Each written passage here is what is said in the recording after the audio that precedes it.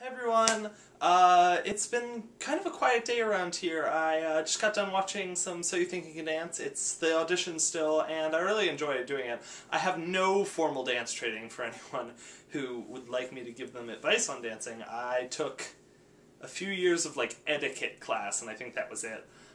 And that's where I learned how to waltz. And that's about all I know how to do.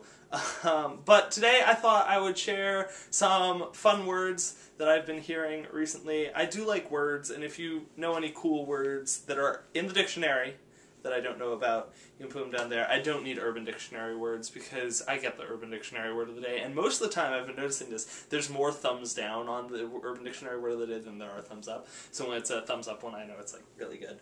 But I'll start off, first one I looked up, or I found, was neonate.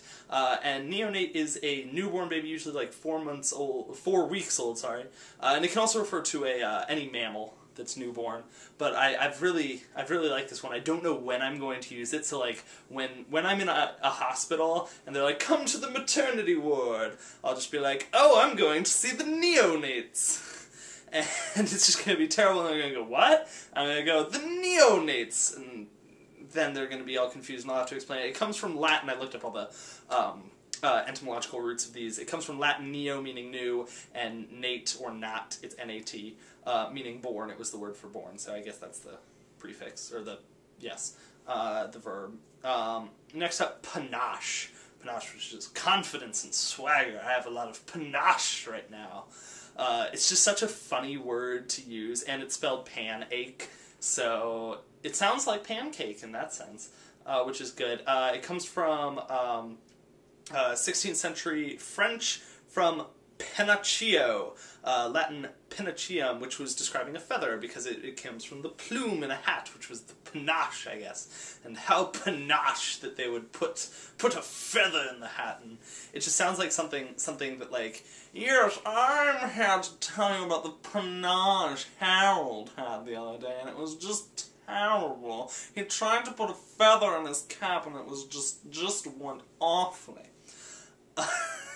And then, last one, draconic, which, funny story about draconic, I was taking the PSATs in 11th grade, and draconic came up, and I didn't know that it was the answer, and then I looked it up right after that, and I was like, oh, it's draconic! So I've never forgiven myself for not knowing what draconic means. It means, for anyone taking the PSATs, or PSAT writers, don't put it on, it's a terrible word. It just means a very harsh law, and it comes from Draco, who was a 7th century Roman statesman, and he had a book of laws that I believe was like that thick or something, and everything in there he prescribed death for. And it was like, if you steal this Sprite cap while someone's drinking it, you will be put to death. But I've never really found a use for that word. I think I may have used it in one paper when I was writing it for maybe like 12th grade or something. I'll have to go look through my old papers and find out if I used draconic or not now. But I've never really found a use for that, and I don't think it's a very good word. I like Draco. He sounds like a balla, but he doesn't sound, well, one, he doesn't sound nice at all, but two, if you ever use draconic, just don't use draconic, it's a terrible word.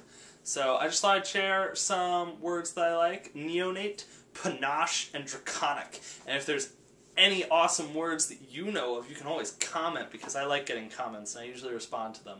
So do that.